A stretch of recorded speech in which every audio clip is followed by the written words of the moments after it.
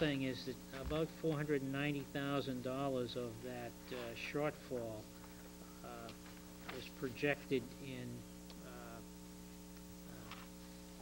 citizens not paying their taxes. This goes from a trend of $356,000 of uncollected taxes from last year. What we have learned from DOR is that since uncollected taxes are turned into a lien, and a lien is an asset, we do not have to make up for that in this fiscal year, meaning that it's an asset on our balance sheet, and therefore we're not required to close the gap on that number. And what it does do, however, it creates at the end of the year an issue associated with free cash. In fact, negative free cash is essentially zeroed out, but any money that we might have in funds that come into the general fund are going to be subtracted off of that amount at the end of the year. So in the long haul, we have an issue to deal with, but in the short haul for the fiscal 2009, it's a non-issue in terms of having to make up that full amount of money.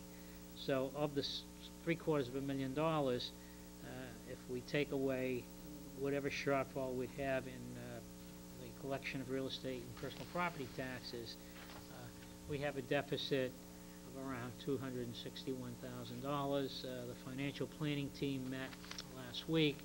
We kind of said that what we ought to be doing is making a budget adjustment of about $300,000 split between the school and town government, and I'll turn it over to Mr. Belconis at this point.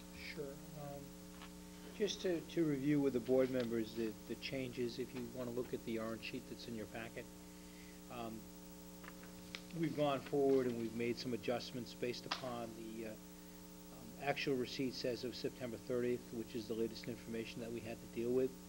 And you can see motor vehicle excise tax has been reduced. The reduction represents a full 10% from the fiscal 2008 actuals. So if you look at that, you see the $2,184,000. You'll see that we budgeted less in this fiscal year. We only budgeted $2,011,935, and we're going to be to go for a full 10%. That requires a reduction of additional $46,091, and that's really a difficult number to pin down because, as you know, the major commitment doesn't go out until after the start of the new calendar year in February. But based upon what we've seen other communities doing and the fact that people are not buying new vehicles, the finance department and I are comfortable that we need to do something, and we need to make that an adjustment downward trend. And likely we'll need to do so going into fiscal year 2010, establish some type of reduction in that amount. The other items that bear some mentioning is the fees of $60,000. Again, we took the data as of 9/30. We assumed that trend would continue during the course of the fiscal year, and that resulted in an additional reduction in department fees of $60,000. Licenses and permits. I think when we met 2 weeks ago, I gave you some information on the numbers of new home construction and building permits that have been issued. The trend is down.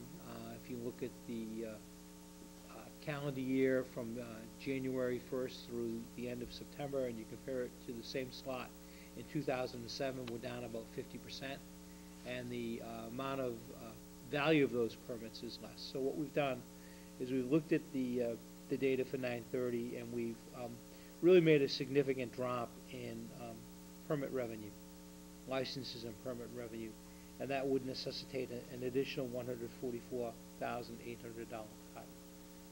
So all of those items together comprise the $261,000 shortfall that the chairman had mentioned earlier this evening. There is one thing that we are working on, and it's a number that's really unknown. We need to get in touch with the Department of Revenue, but I found it striking that when John Noon was here today, he mentioned to you the fact that the project had proceeded and was completed and was well ahead of schedule. And if you remember, when we put our budget plan together, we predicted that we would be receiving new growth revenues not only this year, but the major amount of new growth revenues will be coming in future years. In fact, we may be realizing that new growth revenue for fiscal year 2009. There's also some other new growth revenues that we've had an opportunity to capture. And I know the assessors have done a very diligent job of going back and looking at major projects that have been permitted over the last 3 years and scoured those numbers, and as a result of it, they believe that there's more new growth to be gained, not only from the Berry Center, but from going back and looking at some of these projects that may have been undervalued in the past. The sum total of that is that we would have some additional monies that we hopefully can use to fill the gap going forward. Whether that's in totality or whether that is partially remains to be seen. The assessors did submit a new growth estimate to the state. It's not a number that we approve. It's a number that gets approved by the State Department of Revenue. I touched base with the assessing manager, was here tonight. As of 4 o'clock today, they had not gotten back to us, so I cannot report to you what that number is. But we do feel that there is a gain that's there. And I'm hopeful that that's a gain that we can utilize to offset the shortfall that we have going forward. And you know, I think in terms of dollars, well, we'd only term it as being what we envision as being a significant gain. So that is kind of where we stand. That's a different situation than we were at about a week ago, but 2 weeks ago. But the new growth numbers had not been fully calculated at that point. It was a work in progress, and I guess the one bit of good news is we didn't spend it, because if we had spent it, we would still be in the situation where we have to make a cut.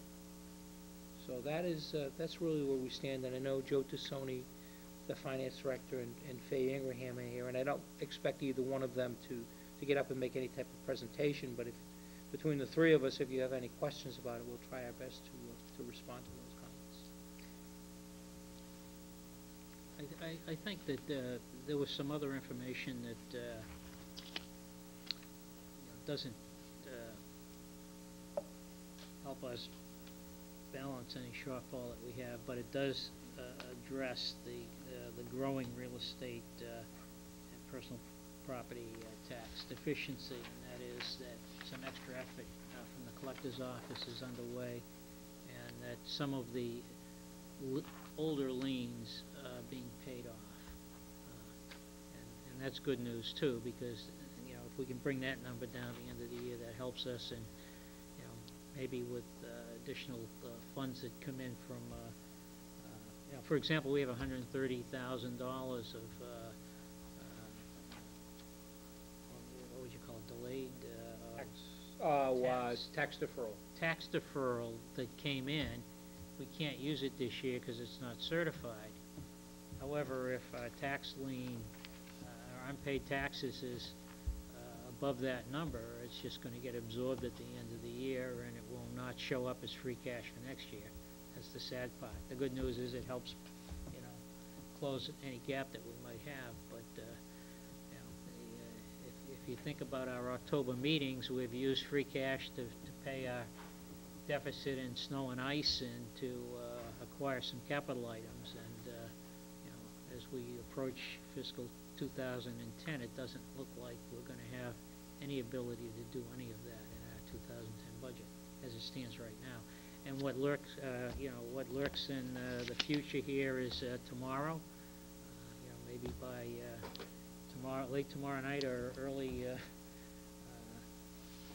Wednesday morning, we might know whether or not we have another challenge in front of us associated with question number 1. And then, even if that were to fail, I suspect that after the first of the year, we potentially will see some additional cuts in the state state aid, and if that happens, then we'll have to make additional adjustments. So, we're almost on a day-by-day watch over fiscal 2009, and we need to end fiscal 2009 in as healthy a state as possible, because it just flows into 2010, which we already know we have a big problem with. And we worked very, very hard to restore some of the major cuts that were made in the fiscal 2008 budget in the school department. And we're going to have to work real hard not to have that occur again in 2010. That's where we are. Mr. Delaney. Mr. Alphonse, if I could ask, when is new growth taxed accordingly? And what is the process internally Right. for that to be accomplished? Right. It's my understanding that the deadline that the town applied in the case of the Berry Center project would be as of June 30th of 2008. So that's a fairly recent gain that we would have had in terms of the new growth number. It's also my understanding that traditionally the new growth number is calculated as of January 1st. So the new growth that we would be looking for this year's budget would have been construction that would have occurred by January 1st of 2008. It's a matter of going through all of those permits and establishing what the value is. But in the case of the Berry Center, again, it's my understanding that the town was able to apply a later date, and as a result of applying that later date, we were able to gain a significant amount of revenue growth that otherwise we wouldn't have available to us. So is each one of the buildings got complete to be considered new growth? Yes. Or, at a specific date, progress along the way. Right. But if we were using June 30th as a completion date, I think we can say with some certainty that there were some buildings that were completed and occupied in that period of time. The vast majority of them were completed. If they weren't occupied, they were at least completed at that point. Just, when did we change? I was under the misimpression all these years sitting here, it was always the January date. Right. And that, and again, I'm not complaining, because certainly it certainly enhances our situation here Right. in relation to the shortfall. But what allowed us to change the practice? I'm going to have to defer to my finance team. I hate to put them on the spot, but since you're here, I would ask you to help me, because I'm not a real estate appraisal expert, but they are. Hi, I'm Peggy Abraham, the assessment manager. North Reading adopted through a town meeting, I believe it was in the 89 or 90, to allow for all new growth up through the June 30th date. So it's just going with that local option that the state allows. Some communities are still a January 1st, but North Reading did adopt the June 30th date to pick up any new construction. So it's whatever the status of that project is as of June 30th. Is it fair to say in the past we may not have been following that? I am not sure. I didn't mean to put you on the spot, obviously. I just know going forward, I've picked up everything that was as of June 30th, and it's taken a delay working with Mr. New and the J.T. Berry project to make sure what the occupancy permit, how far the project was. So it's only been in the last 2 weeks that we've been able to get everything ready to send in, and last Thursday morning, everything went to the state, and we're just waiting now for either an approval or denial of all those figures. Mr. Chairman, Yes. internally, what happens? Building department notifies you that there's been a certificate of occupancy that's been issued? We get on a daily or weekly basis from the building department all their permits that are issued, and then what we have to do is go out, actually do the site visits. For new construction, it's usually at the time of the occupancy permit, they want to sign off.